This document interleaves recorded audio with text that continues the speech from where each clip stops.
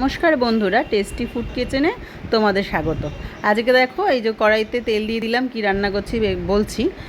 দেখো কড়াইতে তেল দিয়ে দিয়েছি, দিয়ে দেখো একটু ফোড়ন দিয়ে দিয়েছি কিন্তু কালো জিরে।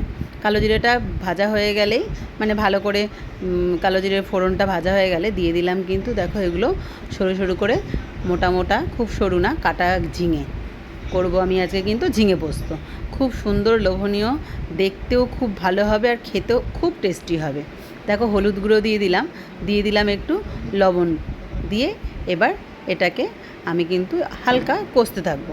খুব বেশি তো দেখো ঝিঙের থেকে নুন দিলেই জল বেরিয়ে যায়, ভাজা হয় না, তো ওই হালকা নাড়াচাড়া করে আমি ভাজতে থাকলাম। আর এদিকে দেখো শিলে নিয়ে নিয়েছি পোস্ত আর দুটো লঙ্কা। এই যে পোস্ত লঙ্কা আমার বাটা হয়ে গেছে। এদিকে দেখো ঝিঙেটাও কিন্তু খুব সুন্দর একদম নরম হয়ে গেছে আর জল জল বেরিয়ে গেছে। এর মধ্যে আমি পোস্তটা দিয়ে দিলাম। পোস্তটা দিয়ে একটুখানি নাড়াচাড়া করব।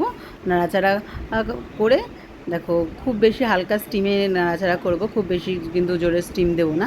এবার কিন্তু আমি পাতলা পাতলা করে একদম সরু সরু করে টমেটো কেটে রেখেছি।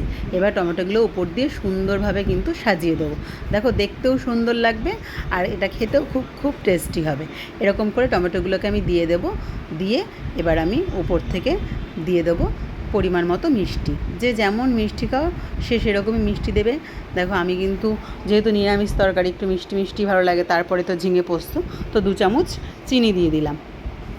দিয়ে এবার আমি চাপা দিয়ে রেখে দেবো বেশ 5-7 মিনিট একটু চাপা দিয়ে রেখে দেবো। দেখো চাপা খুলেছি, একটা সুন্দর হালকা জল জল বেরিয়ে রয়েছে, গামাখা হয়ে গেছে। আর দেখো এই জিনিসটা কিন্তু একদম কালারও খুব ভালো হয়েছে। টমেটোগুলো দেখো সুন্দর কিন্তু গোটা গোটা রয়েছে, উপর থেকে একটু কাঁচা তেলও ছড়িয়ে দিয়েছি।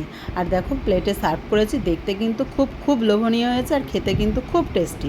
তোমরা অতি অবশ্যই এভাবে করে খাবে আর অতি অবশ্যই ভালো লাগলে আমাকে কিন্তু একটু লাইক কমেন্ট করে দেবে। ফেসবুক থেকে দেখলে ফেসবুকের পেজটা ফলো করে দেবে। আর ইউটিউব থেকে দেখলে অতি অবশ্যই একটা সাবস্ক্রাইব করে দেবে নতুন রেসিপি পেতে।